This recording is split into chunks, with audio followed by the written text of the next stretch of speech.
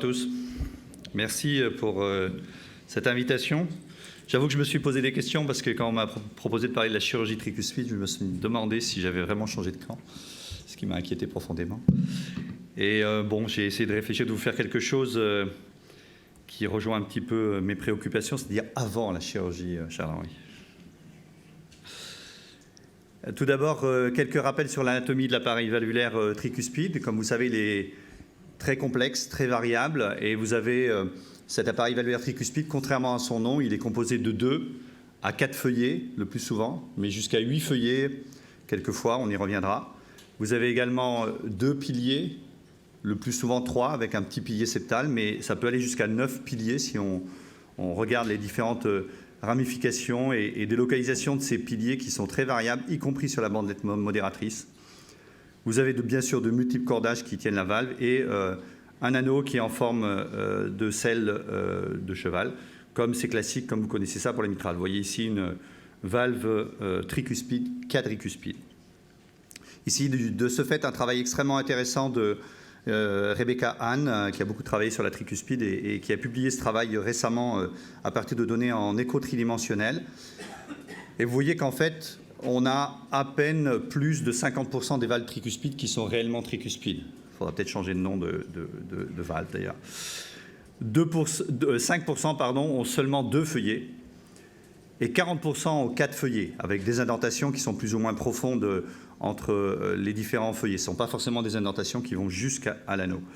Et enfin, vous avez 2% qui ont 5 feuillets dans cette étude, et ils n'ont pas trouvé plus de feuillets dans cette étude. Mais vous voyez donc une grande variabilité anatomique des feuillets valvulaires.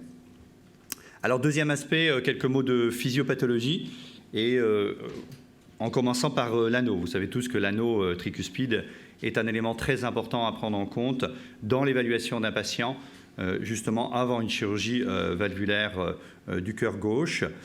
Cet anneau, il a été étudié par l'autre Dreyfus, puisqu'on va voir Julien bientôt, qui est Gilles Dreyfus, qui est chirurgien cardiaque, comme vous le savez.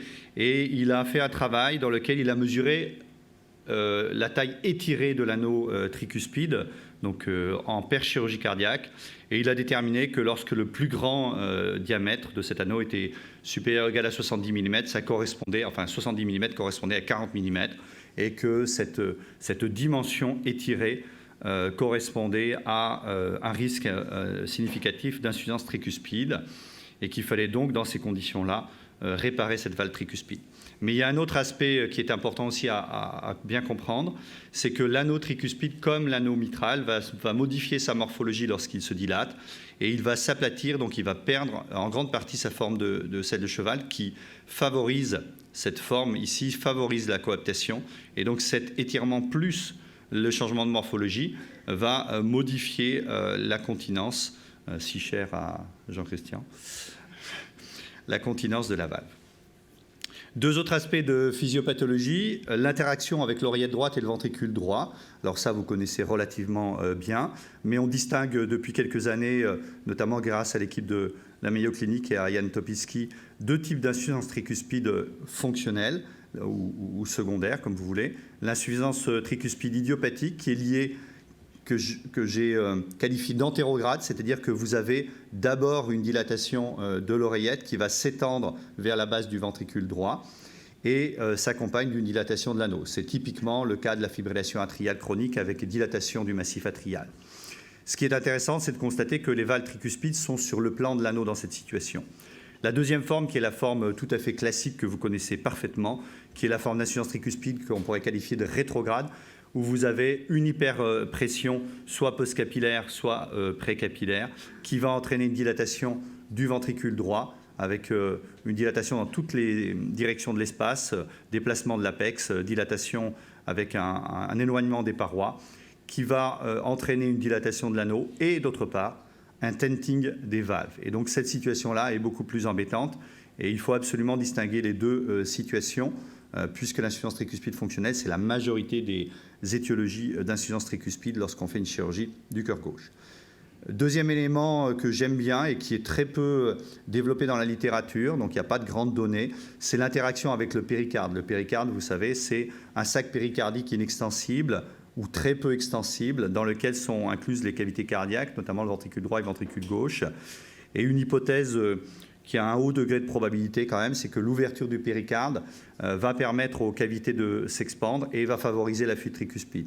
Mais en dehors de ça, vous avez aussi une interaction qui est encore moins évidente et moins connue, mais qui a été un peu décrite dans la littérature, qui est l'effet sur la contractilité myocardique. Et en fait, le fait d'ouvrir le péricarde, quelle que soit la voie d'abord, en réalité, à partir du moment où vous ouvrez le péricarde, vous modifiez la répartition de la contractilité au niveau des différentes parois. C'est-à-dire que la contractilité myocardique n'est pas homogène, que ce soit pour le ventricule droit ou le ventricule gauche.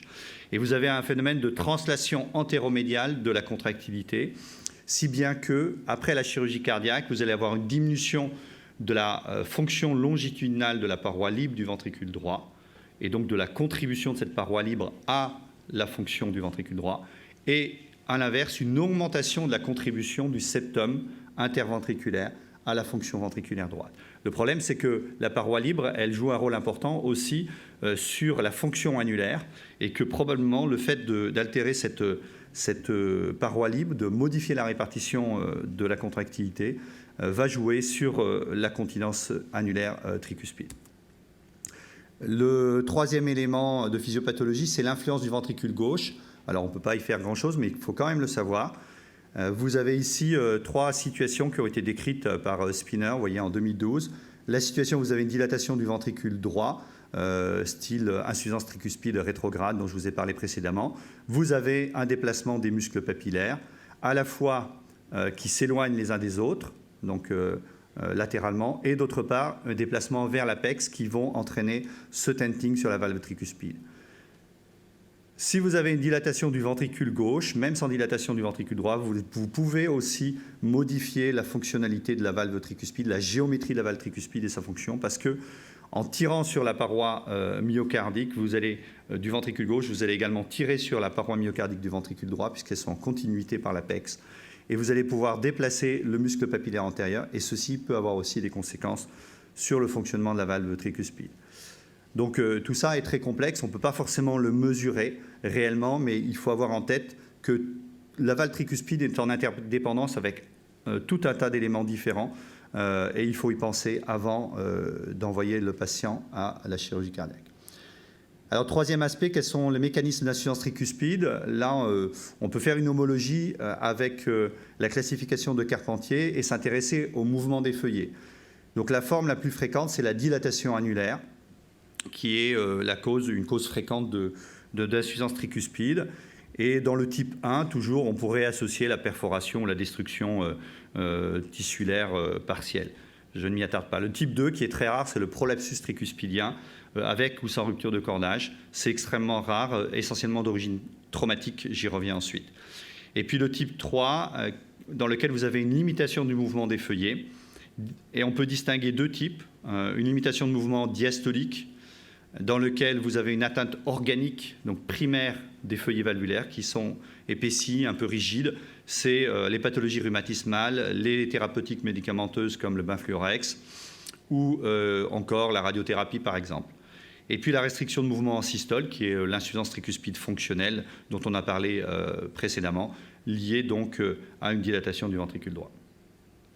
Alors l'analyse de la valve tricuspide en échographie cardiaque, on ne peut pas tout analyser, surtout si on se limite au 2D et au transthoracique, mais néanmoins, il faut penser systématiquement à mesurer l'anneau tricuspidien, et cette mesure d'anneau doit aller du point d'insertion de la valve au point d'insertion de la valve. Ce n'est pas le bord interne de la valve, ce n'est pas l'anneau interne, ce n'est pas le diamètre interne de l'anneau, c'est vraiment le diamètre sur la paroi que vous devez mesurer. Et il est considéré comme dilaté s'il est supérieur ou égal à 40 mm ou, très très important, 21 mm par mètre carré. Pensez à l'indexer parce que nous avons beaucoup de patients et patientes qui ont une surface corporelle qui n'est pas énorme. Et donc si vous n'indexez pas, vous allez passer à côté d'une dilatation. Cette mesure se fait en apicale 4 cavités, il ne faut pas modifier l'apicale. Il est vrai qu'il suffit de bouger un tout petit peu pour avoir des valeurs différentes. Ça, c'est les limites de la technique. D'autre part, il faut regarder le positionnement des feuillets par rapport au plan de l'anneau tricuspidien. Est-ce que ces feuillets sont sur le plan de l'anneau, donc cette fois-ci en systole, ou est-ce qu'il y a un tenting comme représenté ici, et on peut faire deux mesures, la hauteur du tenting, la hauteur sous la tente, comme on dit, qui, lorsqu'il est supérieur à 8 mm pour la tricuspide, laisse présager la persistance d'une insuffisance tricuspide post-opératoire, même si les chirurgiens mettent un anneau tricuspidien, parce qu'en fait, on va rapprocher l'anneau, mais les feuillets vont continuer, l'extrémité des feuillets va continuer à rester écartée. Et le dernier élément à bien regarder, mais qui est difficile, très honnêtement, c'est l'aspect des feuillets. Est-ce qu'ils sont infiltrés, est-ce qu'ils sont rigides, ou est-ce qu'il y a une ballonisation, un prolapsus, qui est moins embêtant. Et le caractère un petit peu infiltré, rigide, est beaucoup plus discret que pour la valve mitrale, par exemple. Et donc, il faut avoir un œil très attentif pour visualiser cela.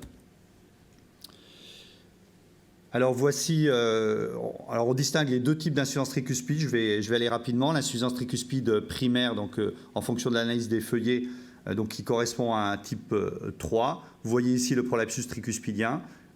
Ici, dans ce cas-là, c'était post-endocarditique. Pensez surtout à utiliser cette incidence.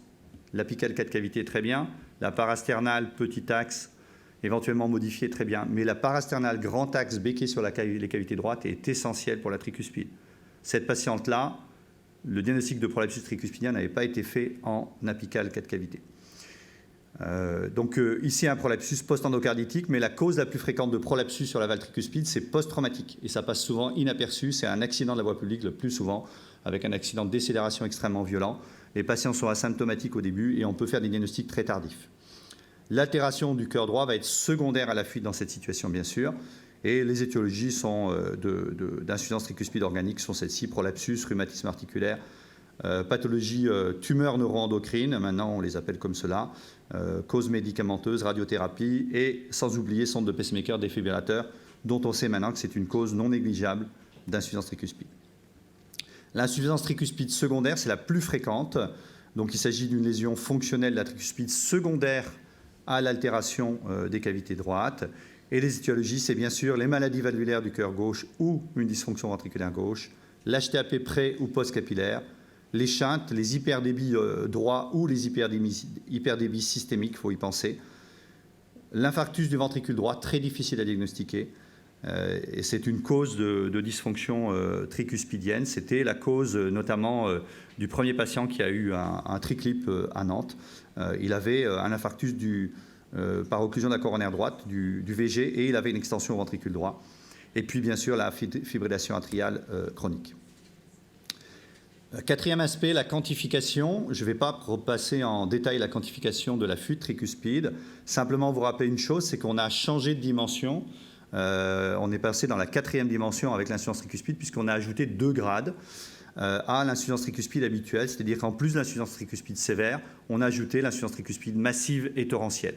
Alors pour les chirurgiens, ça n'a pas beaucoup d'importance, mais en fait, c'est pour faire plaisir aux cardiologues et aux cardiologues interventionnels, parce que quand on passe de torrentiel à sévère ou à modéré, c'est un bon résultat. Alors c'est pour faire plaisir, mais c'est vraiment un bon résultat, c'est un fait, parce que si vous diminuez de 2 grades votre insuffisance tricuspide qui est massive, vous allez réduire la surcharge volumétrique et améliorer le retentissement et la symptomatologie du patient. Notez un élément important, c'est que pour l'insuffisance tricuspide, la quantification est différente par rapport à la valve mitrale, à la fuite mitrale, puisque une insuffisance tricuspide sévère, c'est toujours 40 mm² de surface d'orifice régurgitant, quelle que soit la méthode, en PISA par exemple, mais le volume de régurgitation, c'est dès 45 ml. Et pour 2 raisons. La première raison, c'est que les pressions dans le ventricule droit sont moins importantes qu'à gauche, et aussi parce que, contrairement à ce qu'on dit d'habitude, le ventricule droit est plus sensible à la surcharge volumétrique que ne l'est le ventricule gauche. Si vous avez un hyperdébit systémique, le premier ventricule à flancher, ce n'est pas le ventricule gauche, c'est le ventricule droit, avec la fuite tricuspide. Voici un exemple de quantification. Donc visuellement, on peut s'en sortir pour quantifier de manière approximative la fuite. Mais vous voyez finalement l'insuffisance tricuspide sévère. Alors pensez à regarder les veines pulmonaires. Je trouve que ce n'est pas forcément fait de façon suffisamment régulière. Les veines pulmonaires, les veines sus-hépatiques, excusez-moi, nous donnent une information très importante sur la présence d'un reflux donc dans ces veines ou leur absence, qui signe un grade 4. Et vous voyez, massive et torrentielle, on est dans une autre dimension, encore une fois. Je n'irai pas plus loin dans la quantification. 5e point, la valve tricuspide, on doit l'associer à l'évaluation complète du cœur droit. C'est extrêmement important. Vous pouvez faire une évaluation visuelle pour savoir s'il y a une dysfonction ventriculaire droite. C'est possible, ça donne de bonnes informations. Vous pouvez mesurer les dimensions du ventricule droit, la fraction de raccourcissement en surface. Ça a un intérêt surtout si vous avez un ventricule droit dysfonctionnant ou s'il est très dilaté. La fonction longitudinale de la paroi libre, c'est l'onde S', le TAPS, j'y reviens pas, vous connaissez ça. Le strain de la paroi libre, c'est intéressant également. La normalité, c'est au-delà de moins 20%. Mais en cas d'insuffisance tricuspide importante ou en cas de dysfonction du VD, pensez à faire d'autres paramètres, notamment le plus des PDT, il est très facile à faire. La normale, c'est supérieur à 400 mm de mercure par seconde. Mais si vous êtes au-delà de 300 mm de mercure par seconde, c'est une bonne fonction ventriculaire droite. C'est facile à faire et ça donne des informations qui sont complètement différentes. C'est une information globale de fonction du ventricule droit, c'est-à-dire cela représente la capacité du ventricule droit à générer une force d'éjection. Et puis vous avez l'indice de Theil ou l'indice de performance mécanique du ventricule droit. Je ne m'étends pas dessus, mais c'est un très bon paramètre également de fonction globale du ventricule droit, avec une inversion par rapport à la normale quand vous avez une unité sévère. C'est ce qui est difficile à intégrer. La normale étant supérieure à 0,40. Voilà. On utilise d'autres techniques qui sont très intéressantes, l'échographie tridimensionnelle, l'IRM, l'angioïdie isotopique, si vous avez une dysfonction importante du ventricule droit, ou unité sévère pour essayer de placer le curseur dans l'atteinte du ventricule droit. Ne pas oublier l'oreillette droite, très importante, en surface, mais la surface c'est vraiment imparfait. Il faut utiliser un volume indexé à la surface corporelle et ça se fait en 4 cavités. Il va falloir que j'arrête. Je vous remercie, j'ai pris mon temps, il est vrai, j'y suis bientôt. Ici, le plus des PDT, vous voyez, c'est la fuite tricuspide, c'est très facile à faire. Et puis, un exemple de strain, également assez facile à faire. Un exemple très rapide, juste pour vous montrer 2 cas différents, avec une dysfonction globale du ventricule droit, vous le voyez visuellement. Même si l'anneau n'est pas très dilaté, vous voyez qu'il y a un tenting, et cette patiente est à très haut risque d'insuffisance tricuspide post-opératoire si vous ne faites rien. Un cas complètement différent, les feuillets tricuspidiens sont sur le plan de l'anneau, liés à une dilatation massive du massif atrial. Il faut absolument une annuloplastie, et ça suffit, même si vous avez 62 mm de diamètre d'anneau ici. Étiologie et pronostic. Je ne vais pas vous repasser toutes les étiologies qui ont été retrouvées ici dans le côté de d'Olmsted, donc Mayo Clinic, mais notez simplement que vous avez 50% d'insuffisance tricuspide au moins modérée qui sont associées à une valvulopathie gauche et encore 13% à dysfonction ventriculaire gauche, et que vous voyez dans tous les cas d'insuffisance tricuspide au moins modérée, vous avez beaucoup plus d'événements à type de décès globaux, d'épisodes d'insuffisance cardiaque ou de fibrillation atriale dans le suivi. Quand vous regardez l'impact post-chirurgie d'une fuite tricuspide, ce qu'il faut bien noter, bien sûr c'est un impact négatif, mais ce qu'il faut noter c'est que le décrochage des courbes est très tardif. 6 ans dans ce travail de Goldstone, et ici dans notre travail, aux alentours de 7 à 8 ans également. Donc on ne peut pas, sur une étude standard, mettre en évidence une différence de mortalité dans les études. Et d'ailleurs, ce travail, qui est ma dernière diapo, je pense, ce travail qui a été publié récemment dans un petit journal qui s'appelle New England Journal of Medicine, qui a randomisé 400 patients avec une insuffisance mitrale dégénérative sévère. Et les patients ont été randomisés pour avoir un anneau tricuspide ou pas, en fonction d'unités modérées ou minimes avec dilatation de l'anneau. Le suivi à 2 ans a été fait, il n'y a pas de différence en termes de mortalité. Par contre, il y a une très claire différence en termes de la progression de l'insuffisance tricuspide en faveur de l'annuloplastie tricuspide. Et pour terminer, un facteur essentiel, un élément essentiel ou une liste essentielle, ça, ce sont les facteurs que vous retrouvez dans la littérature qui sont associés au risque d'insuffisance tricuspide post-opératoire.